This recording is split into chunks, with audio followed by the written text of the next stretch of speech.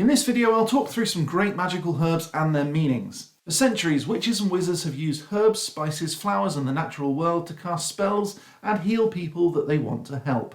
So let's look at some of these magical herbs right now. First up, I'm going to talk about garlic. Garlic is famous for warding off demons, evil spirits and good-looking women. Hello. What? Of course, the obvious association is vampires. They famously hate garlic. Thinly sliced garlic, finish with freshly grated parmesan.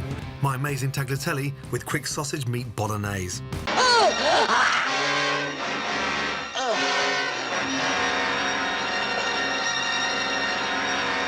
Oh my God. And that's why, clearly, there's nobody in the restaurant. Garlic's got a strong smell, obviously, but it's not just that effect that it has on your breath. It's also really good at cleaning blood. Now, this is a fairly recent discovery, whereas the legend of the vampire's connection with blood is quite an old one. And so it does beg the question whether olden day witches knew this about garlic before modern medicine kind of discovered it and caught up. And that wouldn't be too much of a surprise because both the word witch and the word wizard come from the word Wicca of Old Anglo-Saxon, and that means wise. So a good dose of garlic can really help clean out a person and make them feel healthier. So if your relationships can stand it, you could add garlic to your diet and to your spell work to purify and remove evil and toxins from your life. Ginger. No, that's not that kind of ginger. Let's not get started on this car crash. Oh, yeah, bad choice of words. Ginger is a wonderful plant and it has anti-inflammatory properties as well as a chemical called ginginoids, which help ease the effects of nausea.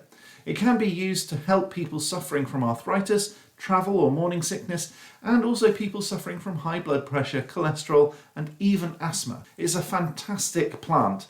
What can't ginger do? Become king. Yeah, obviously. It can help with menstrual pain, labour pain and indigestion as well as being good for the skin. What's not to like?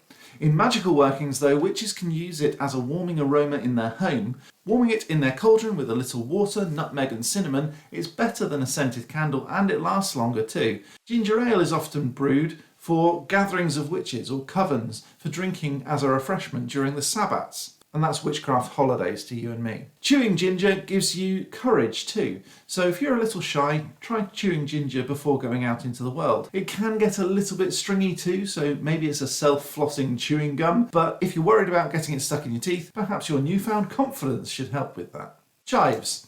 Chives are the smallest of the edible onions and they have insect-repelling properties that can be used as a natural pest control in gardens. Like most onions though, they can be used in spells of prosperity and protection, as well as wealth and abundance. For protection, you might want to cook with these chives and serve it to those you want to protect. You could use cream cheese to mix with chives, not for any kind of magical purpose, but because it tastes flipping awesome. Chilli. Clearly, chilies are hot.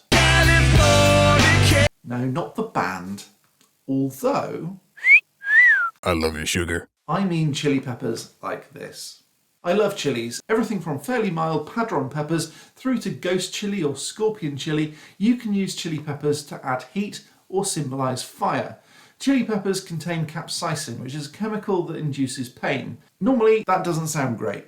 Well, capsaicin is a powerful chemical that's massively diluted in most peppers. In fact, those people who work with capsaicin in its raw form, for research purposes and such, have to wear full body suits and full respirators in case it goes on their skin or, heaven forbid, they inhale it and it triggers all of the pain receptors in their body at the same time. It can't actually kill you, but it feels like it will. So capsaicin is a really powerful chemical and it's measured in Scoville scale of hotness, with a normal bell pepper like this registering 0 on the scale because it doesn't have any of that chemical that makes them spicy, capsaicin. Over the years though, chili pepper growers have been making these chilies get hotter and hotter and hotter because of capsaicin. Capsaicin and the burning effect is actually addictive to humans. The pain it causes makes the human brain release a dopamine, which is a form of natural morphine, to counteract pain. So humans who eat a lot of spicy food actually build up an immunity and an addiction to that heat. And so they just want to eat more of it. Too much capsaicin though can still irritate the gut wall.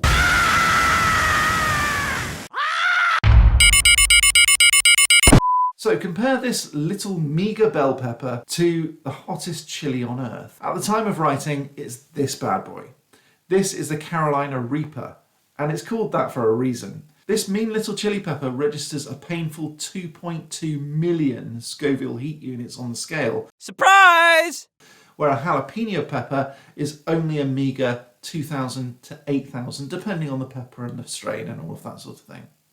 So the hottest pepper in the world, the Carolina Reaper, is like eating anything up to 2,200 jalapenos in one bite. Ouch. So witches use chili to symbolise heat and to add spice and fire to their love spells or anything else that requires the energies of fire, or even just to add a little extra power to a potion or other spell. Mint.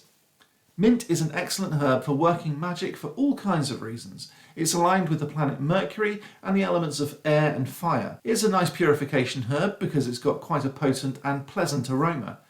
And as such, witches often wear mint at the wrists to help ward off illnesses. In a similar way, witches often place fresh mint on their altar to attract good spirits, as well as generally in their homes as a protection. But it will need replacing regularly because it wilts and goes all crispy and stuff like that.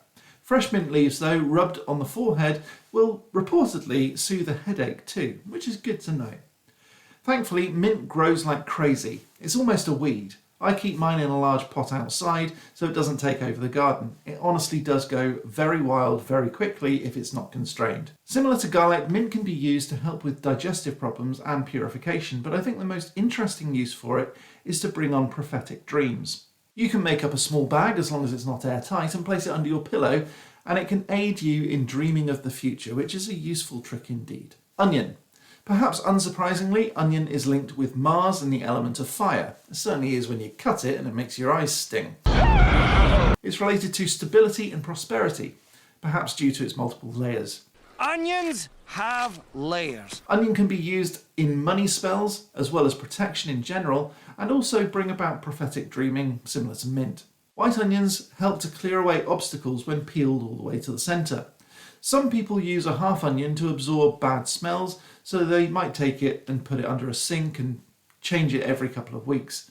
Or they may braid together the top parts of a natural onion, one from your garden, not from the supermarket, and hang them over the door for protection, particularly in a pantry or food store. More modern uses for an onion, though, include prosperity and money spells, protection and protection from mal de ojo, or the evil eye. And I've got another video about that, so you can either check out the description or the link that I put up here. Pumpkin. Okay, I know pumpkin's not technically a herb or a spice, but pumpkin is great for carving and it's probably the most iconic of all magical plants. Look, it's even in Harry Potter. Witches use pumpkin for all manner of things. I don't want you thinking that pumpkin spice is the same thing, because it's not. Weirdly, pumpkin spice actually contains no pumpkin at all, but instead it contains things like cinnamon, star anise, cloves, just to help flavour pumpkin. Pumpkin on its own has a very mild woody flavour. It can actually be used to make a lovely soup when mixed with coconut and curry. In magic though, the huge number of seeds are symbolic of fertility, with the inside of the pumpkin being a potent symbol for a womb. So if you want to cast a fertility spell, you could do a lot worse than employ a pumpkin. And finally we come to the marigold, which is a flower, and the marigold is a fiery yellow colour, symbolising fire and the sun. As such, marigolds symbolise growth and happiness and power. It can also be used in magic for spells related to optimism and good luck. So if you're going for a job, you might want to use a marigold in your spellcasting. If you want to know how to cast spells, check out this video that I've put here, and remember to like and subscribe. I'll be back next time with some more magical awesomeness, but until next time, as always, Stay magical.